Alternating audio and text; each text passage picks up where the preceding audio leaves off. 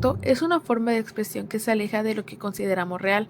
A diferencia del arte figurativo o realista, no busca representar objetos o escenas reconocibles del mundo, sino que ofrece una perspectiva distinta, utilizando un lenguaje visual puro. Es decir, es un arte subjetivo que no representa de manera precisa o figurativa la realidad visual que percibe el ser humano.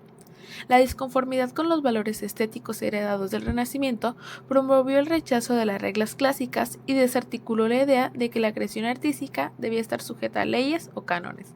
En cambio, propuso un lenguaje visual basado en otras formas de percepción más libres, intuitivas e introspectivas. Este tipo de arte pone énfasis en las emociones y la intuición más que en la razón. Por eso, su interpretación no es tan lógica o clara, sino que depende de la percepción personal de cada espectador. Si bien desde el primer arte elaborado por el ser humano en las cuevas prehispánicas ya tenemos ejemplos de abstracción, es oficialmente Kandinsky el primero en teorizar sobre esto a comienzos del siglo XX como una respuesta al arte figurativo tradicional. Los artistas abstractos querían liberarse de las restricciones de las representaciones realistas y experimentar con nuevas maneras de expresar sus ideas. En lugar de imitar la naturaleza, buscaban explorar los elementos esenciales del arte como la forma, el color, la línea y la textura. Su propósito puede ser emocional, espiritual o puramente estético, alejándose del significado narrativo y figurativo.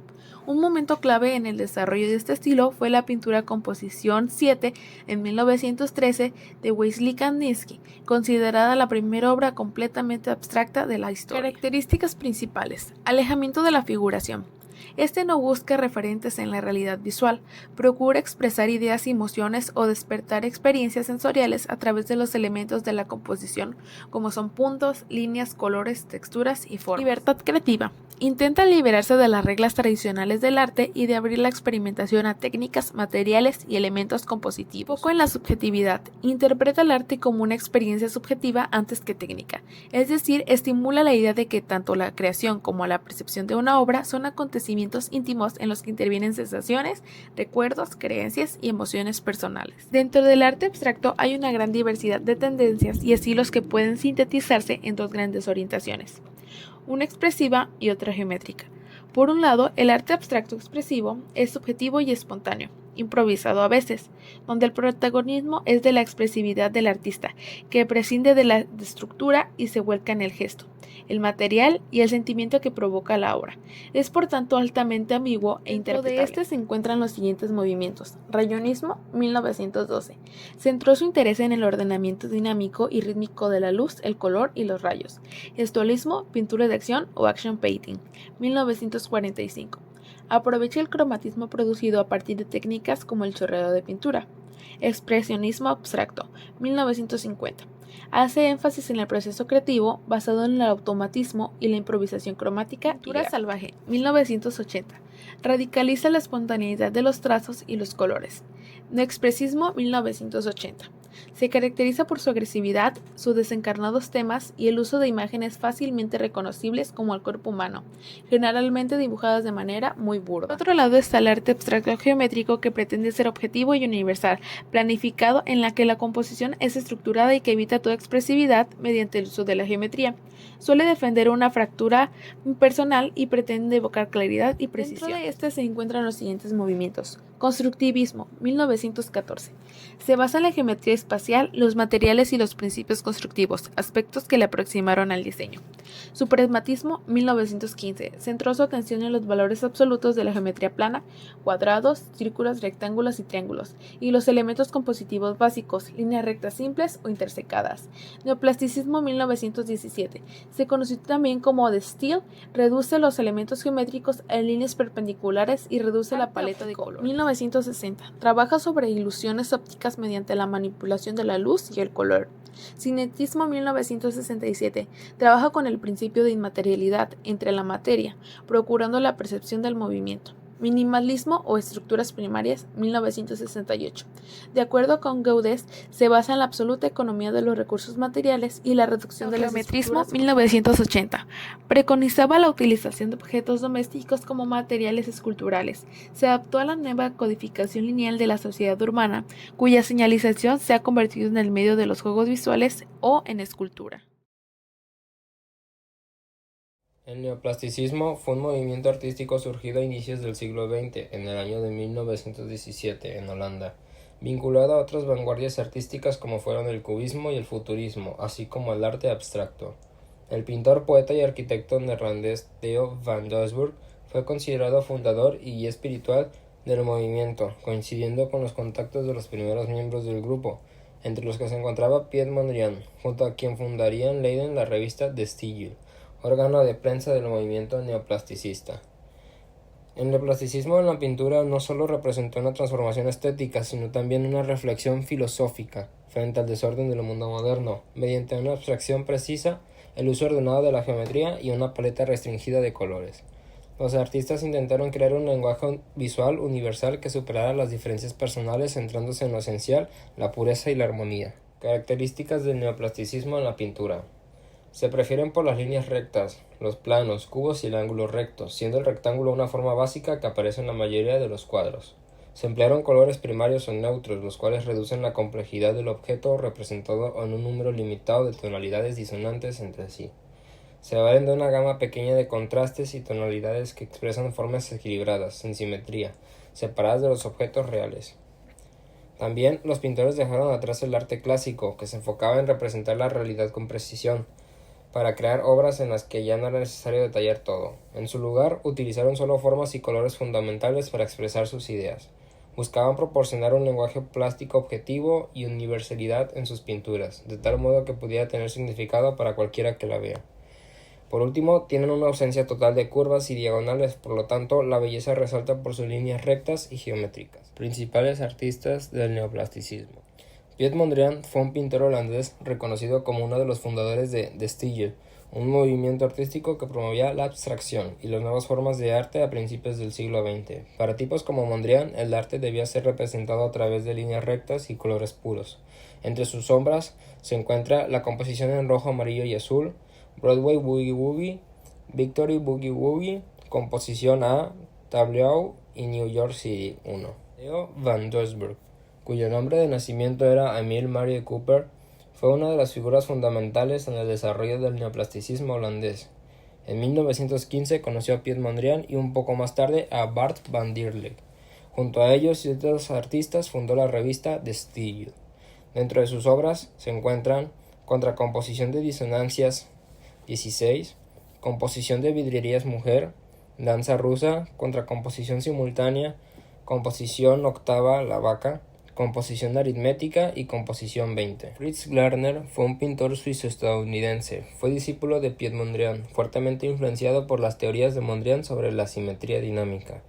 A medida que se desarrollaba como artista, sus obras comenzaron a estar cada vez más influenciadas por la teoría neoplástica de Mondrian. Su inclinación hacia el arte no representativo había comenzado ya en 1929 en París, donde formaba parte del grupo Abstraction Creation. Dentro de sus obras se encuentra la pintura blanca, pintura relacional número 9, pintura relacional 65, pintura relacional tondo número 1. Bart van der Leck fue miembro fundador de la revista holandesa De Stijl. Su interés por aunar pintura contribuyó en gran medida a crear la nueva relación entre arte y vida que caracterizó al neoplasticismo. Entre 1912 y 1915 evolucionó hacia una abstracción dominada por los colores primarios y los fondos blancos. Inmerso en esta evolución, entró en contacto con Piet Mondrian en 1916. Este encuentro, que sería fundamental en el desarrollo artístico de van der Leck, se materializó en una mayor tendencia hacia la objetivación del arte. Entre sus sombras está la composición con una franja gris, la composición con rectángulos y líneas, composición número 4 saliendo de la fábrica, Bart van der Leck composición 4 y composición. Van Zongerlo fue un escultor, pintor, diseñador de muebles y edificios belga y miembro fundador del grupo De Stijl. En 1917, Van Zongerlo se unió a Mondrian y Theo van Doesburg para firmar el manifiesto del grupo De Stijl, destacándose por su enfoque teórico. En la década de 1930 se incorporó al movimiento Abstraction Creation y su pintura adoptó principios geométricos estrictos, luego algebraicos, lo que lo posicionó como uno de los pioneros en introducir el pensamiento matemático en el arte contemporáneo. En sus obras se encuentra la composición que emana de la ecuación y igual a menos ax cuadrada más bx más 18 con concordancia naranja, verde, morado, La composición 2, violeta índigo derivada del triángulo equilátero. La composición derivada de la ecuación y igual a menos ax cuadrada más bx más 18 con verde, naranja, violeta, negro. La composición en la plaza 17 y por último la función de líneas. Marion von Wegen fue una periodista crítica de arte y pintura estadounidense cuya obra está inspirada en el movimiento artístico de Stigl. Si bien el constructivismo ruso tuvo una influencia más directa en su obra, la afinidad con el trabajo de Mondrian y la estética de Stigl también estuvo presente, particularmente en su uso de formas geométricas y colores puros, elementos esenciales de ese movimiento. Dentro de sus obras se encuentra El santuario de las cuatro direcciones, Ritmo de la ciudad, La señal de quedarse quieto, La rueda de las estaciones y Rojo, amarillo y azul. El expresionismo fue un movimiento de vanguardia que priorizó las emociones y la experiencia humana sobre el racionalismo del impresionismo. Se caracterizó por representar la realidad de forma distorsionada y dramática, reflejando la angustia y alineación del ser humano ante un mundo moderno deshumanizante. Se centraba en el mundo interior de los artistas, lo que hacía las obras dramáticas, intensas y a veces perturbadoras. El expresionismo fue un movimiento de vanguardia que priorizó las emociones y la experiencia humana sobre el racionalismo del impresionismo. Se caracterizó por representar la realidad de forma distorsionada y dramática, reflejando la angustia y alineación del ser humano ante un mundo moderno deshumanizante. Se centraba en el mundo interior de los artistas, lo que hacía las obras dramáticas, intensas y a veces perturbadoras. Este surgió en Alemania entre 1910 y 1925. Su origen estuvo influenciado por la crisis del pensamiento positivista y las consecuencias negativas de una gran industrialización que afectaba a la sociedad y a las ciudades. Se inspiró en el romanticismo y el idealismo alemán. Sin embargo, con la Primera Guerra Mundial, el expresionismo se volvió aún más pesimista, rechazando el realismo y deformando la realidad para reflejar la angustia de la época. La pintura expresionista no buscaba representar la realidad de forma objetiva, sino transmitir los sentimientos y visiones internas del artista. Entre sus características se encuentra que la luz y la perspectiva eran alteradas de manera intencional, además de la improvisación de las pinturas, la expresión subjetiva y emocional, el uso de colores intensos y contrastantes, las formas distorsionadas y líneas marcadas, las pinceladas violentas y textura intensa, el predominio de la figura humana, el gran interés por desnudos femeninos como representación del alma y la superposición de los paisajes urbanos, la naturaleza y el mundo onírico. Entre sus principales representantes se encuentran Edvard Munch. Fue un pintor noruego, el cual se caracteriza por recorrer una línea temática relacionada con la depresión y una mirada negativa de la existencia. Utiliza colores intensos y simbólicos, líneas curvas y ondulantes, pinceladas sueltas, figuras simplificadas y distorsionadas y fondos y atmósferas abstractas. Algunas de sus obras son El grito en 1893, Ansiedad en 1894, Madonna en 1895, La danza de la vida en 1899 y Autorretrato con vino en 1906. Vasily Kandinsky fue un pintor y teórico de arte ruso, cofundador del grupo Der Blaue Reiter. Exploró la expresión de las emociones y la búsqueda espiritual a través de las formas, los colores y las líneas. Su obra inicial tenía elementos expresionistas con colores vibrantes, formas dinámicas y un fuerte contenido emocional. Sus pinturas funden la percepción del oído y la vista al relacionarla con la música. Entre sus obras más destacadas tenemos Composición Cuarta en 1911, La montaña azul en 1908, El jinete azul en 1903 y Casas de Múnich en 1908. Las obras de Ernst Ludwig Kirchner se caracterizan por la simplificación formal, un uso arbitrario del color, la representación de figuras alargadas y distorsionadas con cuerpos angulosos y desproporcionados, además de la utilización de contornos gruesos y pinceladas sueltas para representar la vida en la ciudad y el estrés de la vida moderna. Algunas de sus obras son Autorretrato con modelo en 1926, Francia ante una silla tallada en 1910, Escena en una calle de Berlín en 1913, 5 mujeres en la calle en 1913 y 3 bañistas en la playa en 1909. Franz Marc es conocido por sus emotivas obras de animales en los que trata de capturar la pureza y vitalidad de la naturaleza. Influenciado por el trabajo de Van Gogh, combina lo expresivo del color con una simplificación de las formas. Algunas de sus obras son Los grandes caballos azules en 1911, El tigre en 1912, Los zorros en 1913, La vaca amarilla en 1911 y El destino de los animales en 1913. Las pinturas de Egon Schiele, pintor austriaco, eran de fuerte carga psicológica. Explora la muerte, la sensualidad y el cuerpo humano. Su trazo es nervioso y marcado. Aunque usa colores intensos, sus pinturas parecen flotantes rodeadas de fondo blanco, lo que enfatiza la soledad del sujeto. Algunas de sus obras son Autorretrato con el brazo torcido sobre la cabeza en 1910, La familia en 1908, La muerte y la doncella en 1917, El abrazo de amantes 2 en 1917 y Mujer desnuda reclinada en 1916. Las características del expresionismo escultórico son: busca transmitir emociones profundas y poderosas a través de la distorsión de las formas, las texturas ásperas, los colores intensos en algunos casos y los símbolos y metáforas para transmitir mensajes y narrativas emocionales.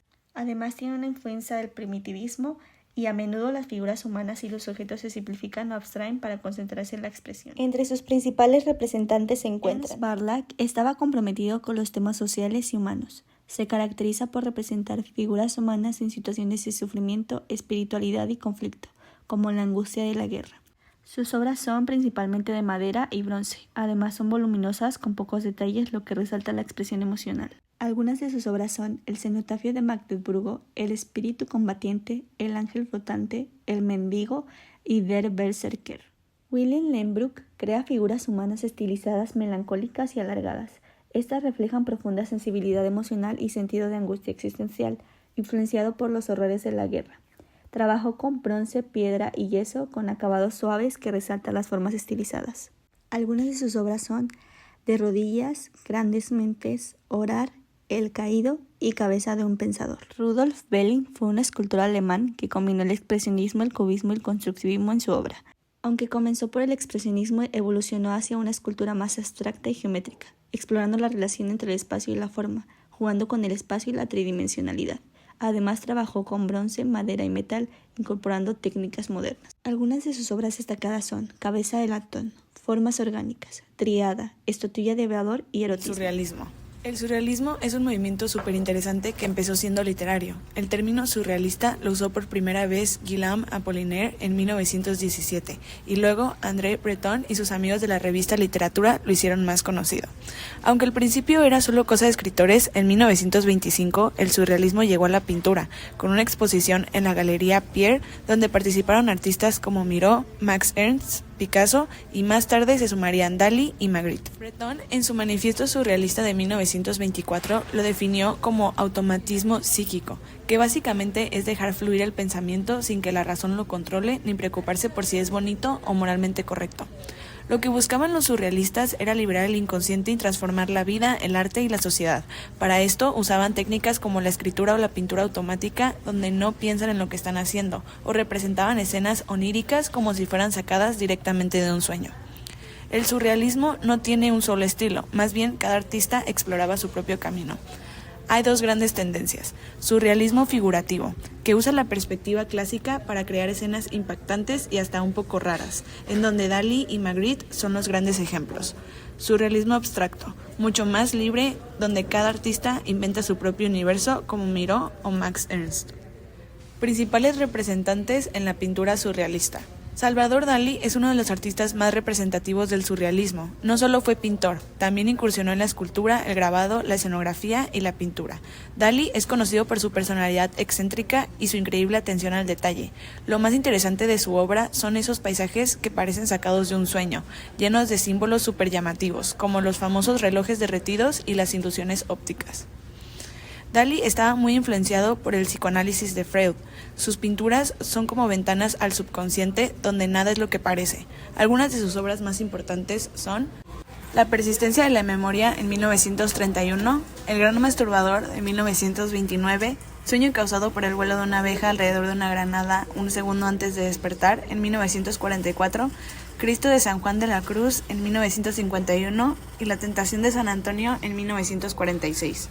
René Magritte fue otro gran representante del surrealismo, pero su estilo es completamente diferente al de Dalí. Mientras Dalí se enfocaba en los sueños y lo onírico, Magritte jugaba con lo cotidiano y lo ponía en situaciones totalmente ilógicas, creando imágenes que te hacen pensar más de lo que te dan respuestas claras. Su arte es súper simbólico y lleno de misterio. Algunas de sus obras más conocidas son El hijo del hombre en 1964, La traición de las imágenes en 1929, Los amantes en 1928 Golconda en 1953 y El Castillo de los Pirineos en 1959. Joan Miró es otro artista clave del surrealismo, pero su estilo es completamente diferente al de Dalí o Magritte. Miró desarrolló un lenguaje visual muy personal, más abstracto y poético, inspirado en la naturaleza, los sueños y el cosmos. Usaba formas simplificadas y colores primarios para crear composiciones que parecen hablar por sí solas. En sus obras mezcla lo figurativo con lo abstracto, creando universos llenos de símbolos y vida. Por ejemplo, El Carnaval del Alerquín en 1924, Constelaciones en 1940, Mujer, Pájaro, Estrella en 1942, Campo Labrado en 1923 y por último, Danza alrededor del Sol en 1925. Max Ernst fue un artista súper innovador dentro del surrealismo, tanto en pintura como en escultura. Lo que lo hace único es su uso de técnicas experimentales como el frottage y el grattage, que le permitían crear texturas y formas abstractas increíbles. Gracias a estas técnicas, sus obras parecen salir de un mundo mágico y mitológico lleno de símbolos y escenas totalmente irracionales. Entre sus obras más destacadas están El elefante de las Célebes, en 1921, La ciudad entera en 1936, Europa de la lluvia 2 en 1940, La casa del asesino en 1932 y Foret et Soleil de 1931. Yves Tanguy se considera como los principales pintores surrealistas. Es famoso por crear paisajes súper extraños y vacíos, llenos de formas raras y estructuras indefinidas. Sus pinturas parecen sacadas de mundos alienígenas o hasta de paisajes submarinos, donde todo se vuelve un misterio y la realidad pierde sentido. Influenciado por el automatismo surrealista, Tanguy nos invita a sumergirnos en sus atmósferas oníricas donde el tiempo y el espacio parecen no existir. Algunas de sus obras más conocidas son Mamans de Sable en 1927, El reino de las luces en 1931, Días de lentitud en 1937, El mundo de los objetos tangibles en 1930 y El último día en 1949. Principales representantes en la escultura surrealista. Hans Arp fue un artista clave dentro del dadaísmo y el surrealismo, y se destacó especialmente por sus esculturas abstractas y orgánicas. Su inspiración venía de la naturaleza, creando formas suaves, redondeadas y curvilíneas que parecían representar algo vivo, casi como si sus esculturas estuvieran tomando forma por sí solas. Arp exploraba mucho el azar y el control, usando materiales simples para hacer que sus piezas parecieran naturales, pero también muy simbólicas. Algunas de sus obras más conocidas son El pájaro en el espacio, que salió en 1927, Escultura a la forma del huevo en 1934, Cabeza y concha en 1933, Torso en 1928 y Configuración humana en 1932. Max Ernst, un artista que fue tanto pintor como escultor, creó texturas y formas abstractas que nos sumergen en un mundo mágico y mitológico. Algunas de sus obras más destacadas son Capricornio en 1948, El rey jugando con la reina en 1944, El jardín de la luna en 1955, Oiseauteté en 1934 y La loba de Roma en 1953. Joan Miró no solo fue un gran pintor, sino que también se aventuró en el mundo de la escultura, llevando su estilo al espacio tridimensional. Sus esculturas son súper coloridas, de formas orgánicas y llenas de simbolismo. Lo interesante es que Miró se inspiraba mucho en la naturaleza, el cosmos y el arte popular de Cataluña. Algunas de sus obras más destacadas son Mujer y pájaro en 1983, El pájaro lunar en 1946, Personajes con paraguas en 1931, Personnage en 1970 y La caricia de un pájaro en 1967.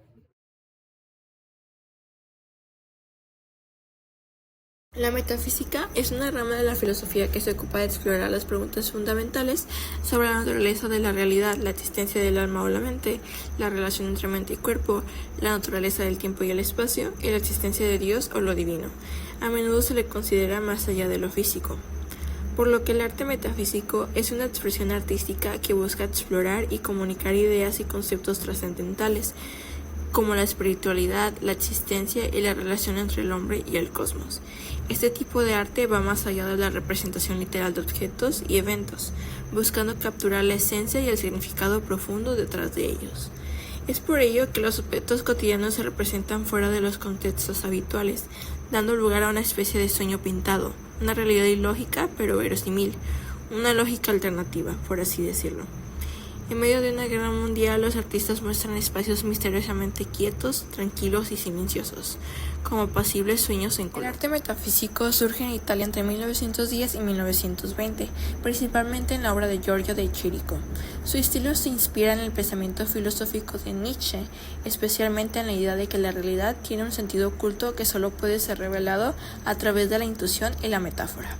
De Chirico absorbió la influencia del simbolismo, la pintura romántica y renacentista, lo que se refleja en la arquitectura clasicista y en los colores contrastantes de sus obras. El movimiento se consolidó con la escuela metafísica, una escuela de pensamiento artístico que proponía una nueva forma de ver el mundo a través del arte.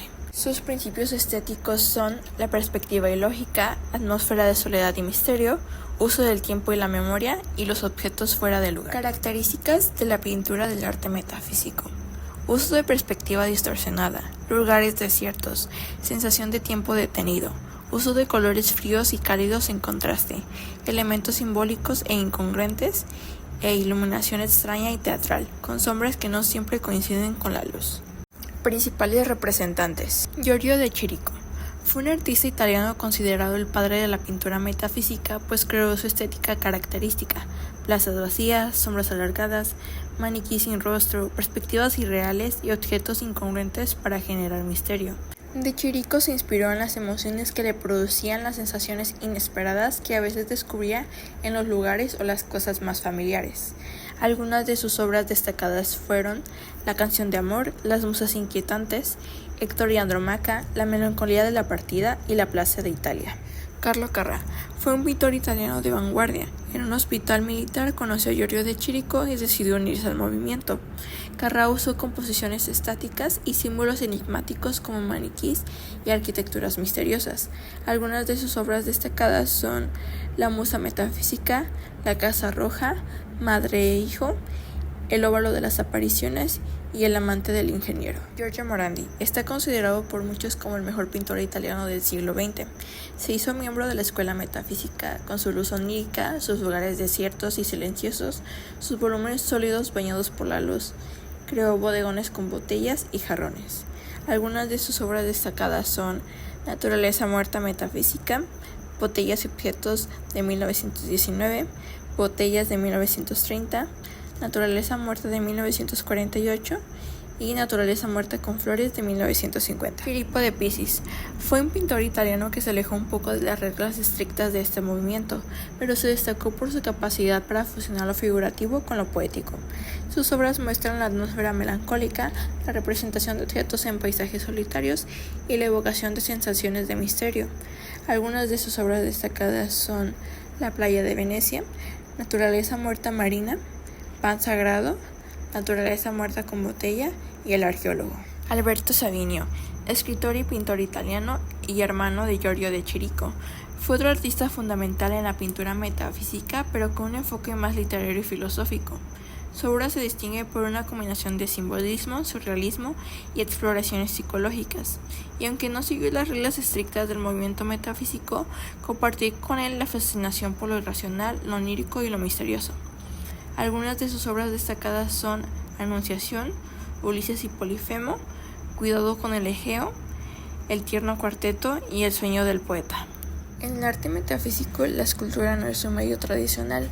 Sin embargo, en la pintura metafísica se representan figuras humanas y estatuas clásicas.